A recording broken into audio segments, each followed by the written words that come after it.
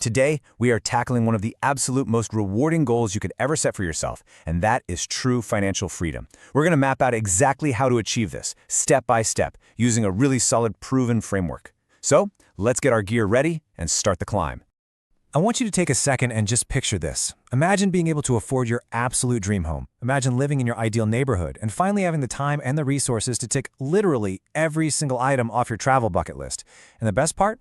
Imagine doing all of that without having to drag yourself out of bed every single morning just to join the daily grind. No more forced small talk around the water cooler about what you did on the weekend. Sounds pretty amazing, right? Well, that is the exact dream we are chasing today. Okay, let's actually dive right into this. A lot of us think we know the formula, right? You finish your degree, you enter the professional workforce, maybe you pick up a copy of The Barefoot Investor, you score a good pay packet, and boom, you're wealthy. But actually, it's not quite that simple. As you'll soon realize, checking those boxes simply isn't enough to guarantee true financial freedom. Sure, it's really easy to go out and finance a flashy car these days if you have a decent salary, but that specific decision, it actually might pull you right off the solid path to the freedom we were just talking about. So the absolutely crucial starting point is how we actually define this goal. What really is financial freedom?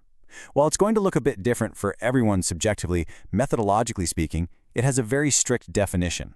Financial freedom is the exact mathematical tipping point where your passive income, whether that's from a business you own or your assets, finally exceeds your living expenses.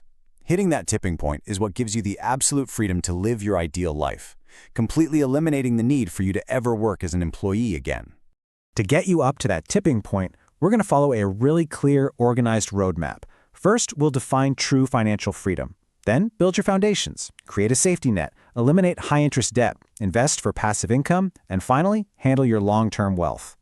All right, kicking things off with Part 1, Defining True Financial Freedom. Now, you wouldn't try to climb a massive mountain without a seasoned guide who actually knows the terrain, right? Well, for this explainer, our expert guide is Gianna Thompson. She's a University of Canberra alumna, a certified financial planner, and a Commonwealth superannuation expert who runs her own financial planning business. She's laid out 5 simple, actionable steps to conquer this mountain, and we're going to be following her trail today. Which brings us to Step 1, building your financial foundations. Think of this step as arriving at base camp. Before you even start the climb, you need a highly positive mindset and a structural, automatic cash flow system. We're not talking about some loose mental math here. It's a defined budget that separates your money into 3 clear buckets: discretionary expenses, non-discretionary expenses, and your savings plans. What's really fascinating about this setup is that by automating your bank accounts, your foundation just works quietly in the background. You literally set it and forget it, with no constant stressing required. But here's kind of a surprising element to that base camp preparation. You actually need to be happy in your job and your personal life. Why? Well, because happiness keeps you motivated to stick to the plan, and crucially, it drastically reduces rash emotional spending. So here's our first pro tip of the explainer. If you're struggling with your money values, financial advice helps. But for your mindset and managing those deep-rooted money blocks, consider seeing a psychologist or an accredited life coach. Your mental health and your financial health are deeply, deeply connected. Moving right along to Step 2, creating your Plan B safety net. I'm going to shift our tone just a little bit here because, let's be real, the journey isn't always going to be sunshine and rainbows. When storms hit, the magic number you need to remember is 3. That represents 3 months of cash savings that you need to allocate into a dedicated emergency fund.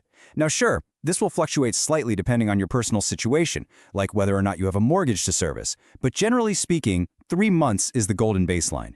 It ensures you can weather an unexpected storm without losing your footing on the mountain. But it's not just about having cash in the bank. You need structural protection. And by that, I mean personal insurances.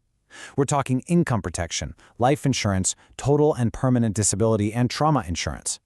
These policies are there for permanent or temporary illness, disability, or premature death, and they need to factor in your previous health issues and your cash flow. Which brings us to our second pro tip. A financial advisor can actually help you figure out your risk management strategy so you get the exact products you need without paying for things you don't. All right, on to Step 3, eliminating high-interest debt. This is where the steep ascent really begins.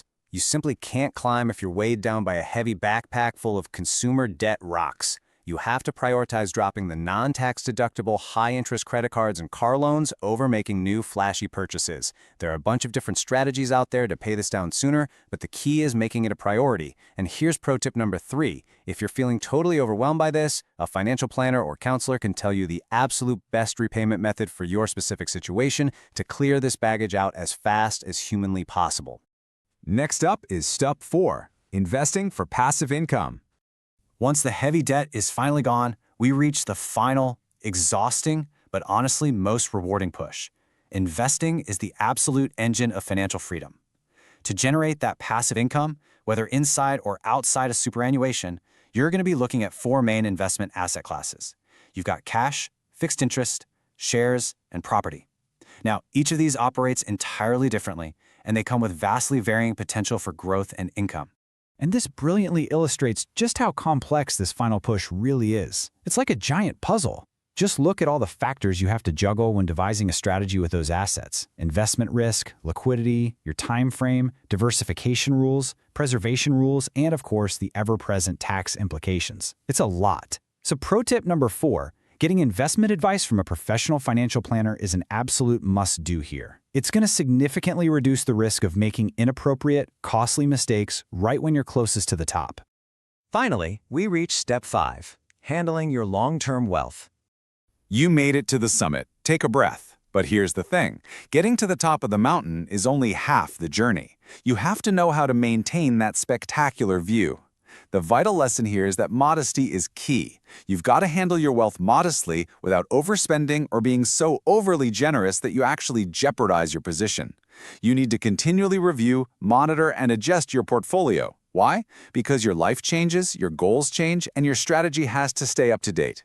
Our final pro tip to secure your spot at the top: an ongoing relationship with a financial advisor is hands down the best way to ensure you never slip back down. So let's do a quick screenshot-worthy master recap of the whole shebang.